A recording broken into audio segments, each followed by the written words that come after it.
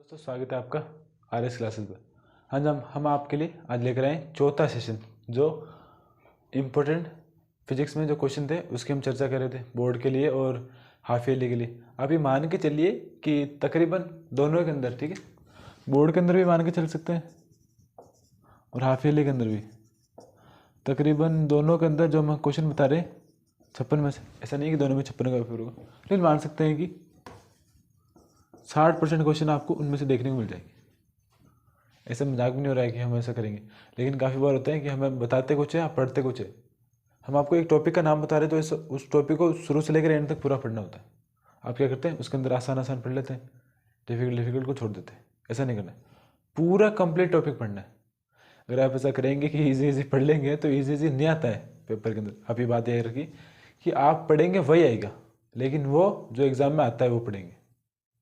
ऐसा नहीं है कि हमें जो याद हो रहा है वो याद कर लेते हैं, इजी पढ़ लेते हैं। ऐसा नहीं करना है।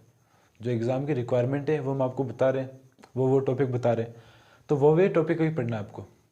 अगर आप पढ़ सको तो पूरे पढ़ने हैं, तो पूरी किताब पढ़िए आपको पढ़ने के लिए। पूरी किताब भी पढ़ सकते हैं आप, अगर आपको पूरे में से पूरे लाने।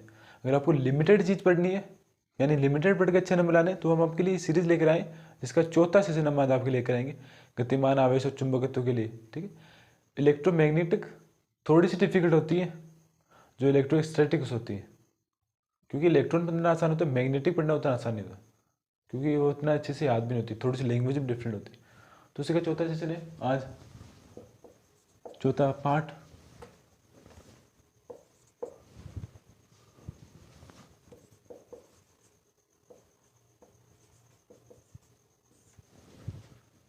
गतिमान आवेश और चुंबकत्व के लिए। ठीक है, शुरू करते हैं चौथे पार्ट को। इसके अंदर क्या क्या आपको पढ़ना है, देखिए। शुरू के 3 पार्ट में आपने, शुरू के 2 पार्ट के अंदर आपने स्थिर इलेक्ट्रॉन को पढ़ा है। उसके बाद आपने विद्युत धारा के अंदर एक गतिशील इलेक्ट्रॉन को पढ़ा होगा। गतिशील इलेक्ट्रॉन के अंदर 2 प्रकार की चीज़ होती है, आप याद रखना। ऐसा क्वेश्चन भी आया था पिछले ही साल कि जो स्थिर इलेक्ट्रॉन होता है, स्थिर आवेश, उसके पास क्या होता है, सिर्फ विद्युत क्षेत्र होता है। ठीक है, जान लिया आपने। लेकिन जो गतिमान आवेश होता है, उसके बाद विद्युत क्षेत्र भी होता है और चुंबकीय क्षेत्र भी होता है। तो बस 1 नंबर का क्वेश्चन तो यही बन गया आपका कि क्या होता है कि अब स्थिर आवेश विद्युत क्षेत्र को और गतिशील आवेश विद्युत क्षेत्र के साथ चुंबकीय क्षेत्र को भी दर्शाता है। तो यही गतिशील आवेश के अंदर जो चुंबकत्व पैदा होंगे, उसके गुण पैदा होंगे, उसके अंदर ये पार्ट पढ़ा जाता है पूरा। उसके अंदर साइक्लोट्रॉन भी होता है, एम्पियर के नियम भी होते हैं, सभी चीज़ें होती हैं। तो आपको सभी चीज़ें पढ़नी है। आपने विद्युत धारा पढ़ ली, अब इसके बाद आप चुंबकत्व को पढ़ेंगे कि इलेक्ट्रोमैग्नेटिक क्या होती है। ठीक है,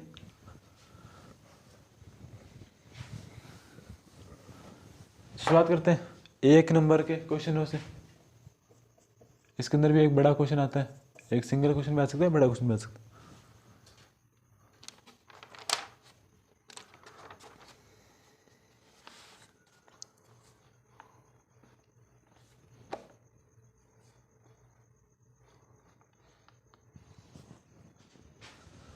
तो सबसे पहले निर्वात की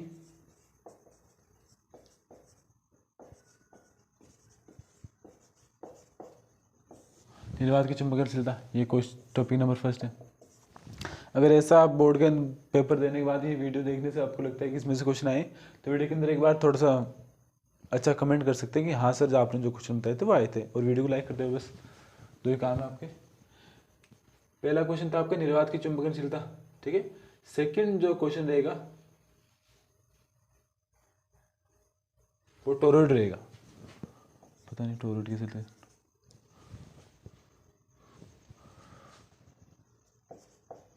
टोरॉइड, अब क्या होता है कि टोरॉइड से एक क्वेश्चन भी आ सकता है, पर्सन भी आ सकता है, टॉपिक भी आ सकता है, इन एंड आउट। मात्रक भी हो सकता है, विमा भी हो सकता है, सूत्र भी हो सकता है, कुछ भी। तो टोरॉइड से कुछ भी आ सकता है, मतलब आएगा ज़रूर, ऐसी संभावना है कि आएगा ज़रूर, लेकिन एक छोटा क्वेश्चन पक्का आएगा, बड़ा हो चाहे ना हो उसकी मर्जी, छोटा जरूर आएगा।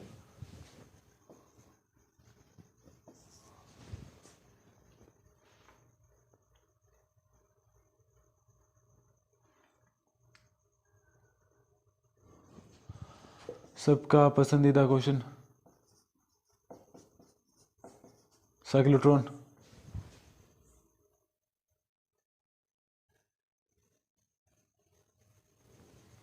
उसके बाद बायो सावर्ट का नियम। उसके बाद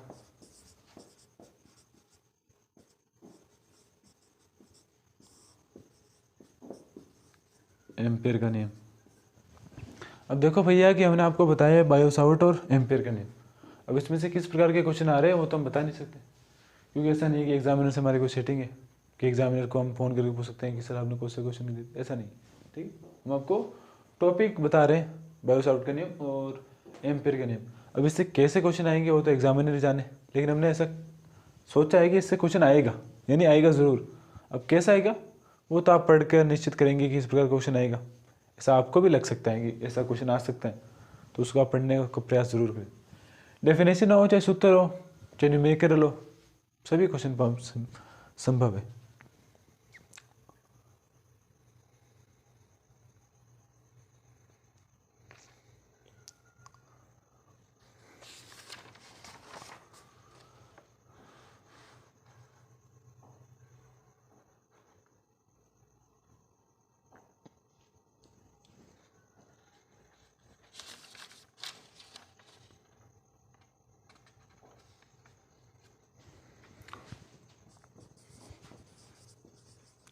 एक होती है विद्युत क्षेत्र की आवर्ती। उसके बाद क्या करेंगे आप, एक क्वेश्चन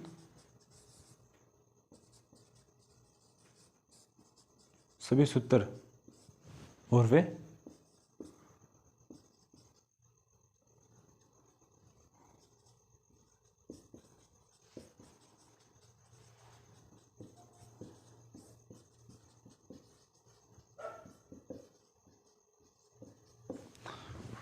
एक तो सभी सूत्र याद करें और उन पर अंकित सभी सिंपल, एक बात याद रखिएगा, simple easy, simple way easy जो क्वेश्चन बन रहे हैं अंकित वो याद वो ही पढ़ने।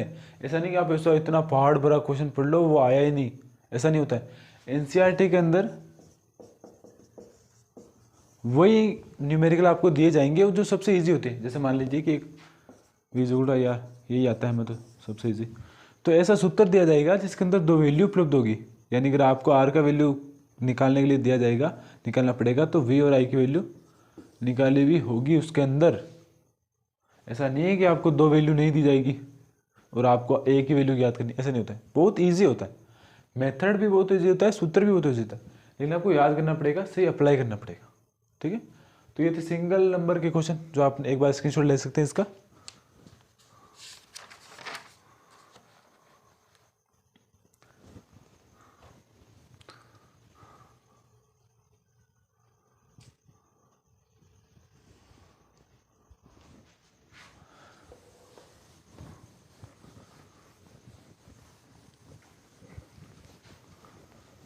अब आ चुके हैं सेकंड 2 या 3 नंबर के क्वेश्चन पर।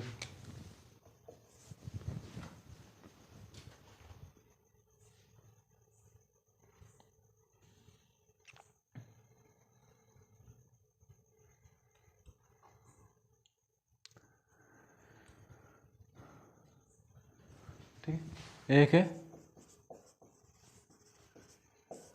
एम्पेयर का परिपथ नियम। एम्पेयर का परिपथ नियम व अनंत लंबाई के धारावाही तार के कारण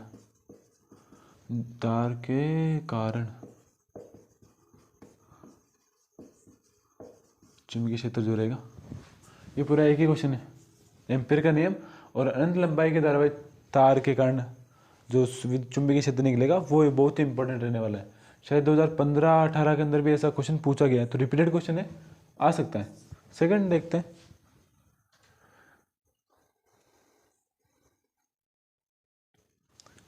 एक विस्थापन धारा होती है,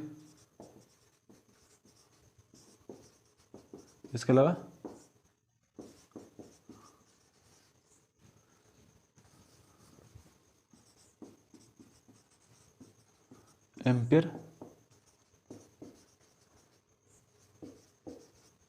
एम्पियर मैक्सवेल नियम। ठीक है, तो मेरे साथ, मैं भी क्रिकेट का बहुत फैन हूँ बड़ा, ठीक है, बहुत बड़ा क्रिकेट का फैन हूँ। इसके अलावा जो भी क्रिकेट के बहुत बड़े फैन है वो इस प्लीज़ यार इस डेफिनेशन को, या इससे जिससे भी मैक्सवेल से जितना भी रिलेटेड कंटेंट है आपकी इलेक्ट्रोमैग्नेटिक के अंदर, वो जरूर पढ़े यार। एक क्रिकेट के नाते आपको मैं कसम दिलाता हूँ कि मैक्सवेल से रिलेटेड जो भी चीज़ है वो पढ़ ले। ऐसा क्या, जो ऑस्ट्रेलिया के बल्लेबाज है, बहुत ही धाकड़ बल्लेबाज ग्लेन मैक्सवेल, उनकी भी इज्जत रह जाएगी और हमारे क्रिकेट की भी इज्जत रह जाएगी कि क्रिकेट रिलेटेड जो भी चीज़ आती वो हमें याद रह जाएगी। तो इसे जरूर याद करें, क्या बताओ एक नंबर दिलाई दे बोर्ड के अंदर। तो मैक्सवेल का नियम आपको जरूर याद करना है।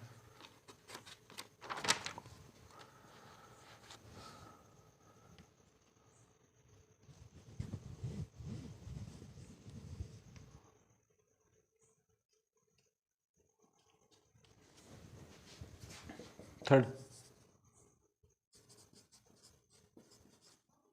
अब अनंत कैसे लिखते हैं? हाँ, अनंत कैसे लिखते हैं?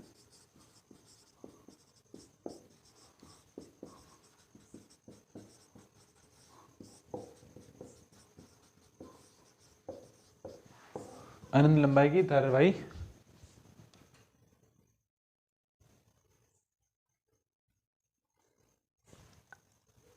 अनंत लंबाई नहीं, ठीक है, धारावाही परिनालिका। ठीक है, एक इतनी सी बात है, वापस लिख देते इसे। ठीक है, धारावाही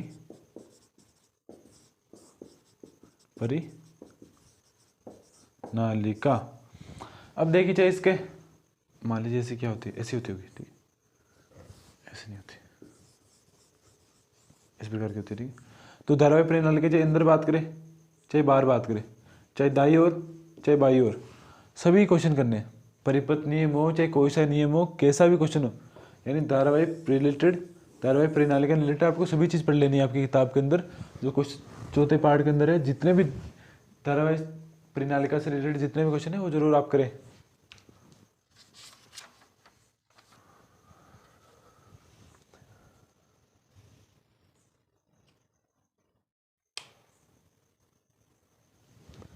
एक और जो रहेगा,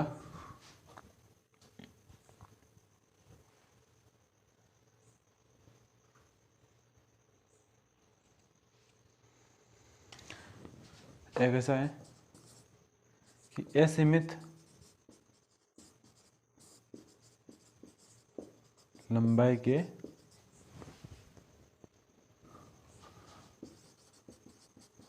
धारावाही चालक के लंबवत आर दूरी पर उत्पन्न चुंबकीय क्षेत्र की गणना हमें करनी है। यानी अनंत लंबाई के धारावाही चालक के कारण आर दूरी पर स्थित चुंबकीय क्षेत्र की गणना करनी है। किसकी सहायता से? हमने क्या लिखा था पहले, ठीक, बायो सावर्ट, बायो सावर्ट और एम्पियर के नियम की सहायता से। ठीक है, आपको असीमित लंबाई के धारावाही चालक के से चालक के लंबवत आर दूरी पर स्थित चुंबकीय क्षेत्र की गणना करनी। यह आपका एक और इम्पोर्टेंट क्वेश्चन है।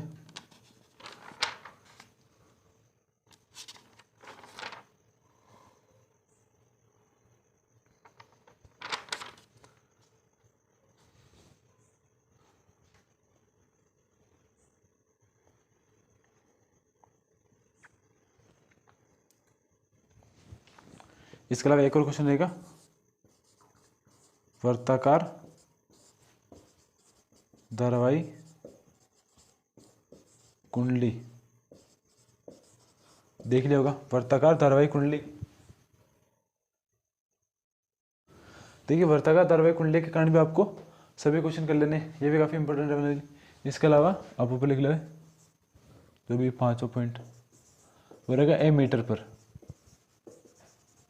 अब ए मीटर से रिलेटेड जो भी क्वेश्चन रहेगा आपकी इस पार्ट के अंदर वो आपको कर लेना है। इससे भी काफ़ी बार पीवाईक्यू में क्वेश्चन पूछे गए। तो ये सभी जो आपके क्वेश्चन थे वो most important question PYQ, most repeated question और एक्सपेक्टेड क्वेश्चन सभी थे, वो हम आपको बता दिए इस पार्ट से रिलेटेड। अब एम्पेयर के नियम से भैया कि मान लीजिए कोई परिपथ चित्र आए, चाहे परिपथ नियम आए, चाहे डेफिनेशन आए, चाहे न्यूमेरिकल आए, वो आपकी प्रॉब्लम रहेगी। अब अनंत लंबाई के धारावाही चालक तार के कारण भी चुंबकीय क्षेत्र पूछा जा सकता है। अब विस्थापन धारा से हो, चाहे एम्पेयर का नियम हो, चाहे मैक्सवेल का नियम हो, इससे किस प्रकार क्वेश्चन पूछा जाएंगे वो आपकी प्रॉब्लम है। एक धारावाही चालक धारावाही परिनालिका से किस प्रकार क्वेश्चन पूछे जा रहे हैं वो आप देखें, किस प्रकार के पीवाईक्यू में क्वेश्चन पूछाते हैं। लेकिन क्वेश्चन जरूर आएगा इन टॉपिक से, आप याद रखिएगा कि इनसे जरूर क्वेश्चन आपको देखने मिलेगा। अब ये जो टॉपिक है वो भी शायद कोई परीक्षा में आएगा, कोई साल में आएगा, पता नहीं, वो तो हम नहीं बता सकता आपको, हमें याद भी नहीं है। तो ये प्रकार के क्वेश्चन जरूर आते हैं और ये तो पक्का आएगा, या तो हाफ ईयरली में, इस सभी से आपको या तो हाफ ईयरली में देखने को मिलेंगे क्वेश्चन या बोर्ड के अंदर देखने को मिल जाएगी, तो जरूर देखने को मिल जाएगी। ठीक है, तो ये थी हमारी चौथी क्लास जो गतिमान आवेश और चुंबकीय क्षेत्र पर चुंबकीय उत्पत्ति, ये हमारी क्लास यही समाप्त होती है। अगर आपको हमारी सीरीज पसंद आ रही तो अपने दोस्तों में शेयर करें और वीडियो को लाइक करें, शेयर करें और चैनल को सब्सक्राइब करें। धन्यवाद।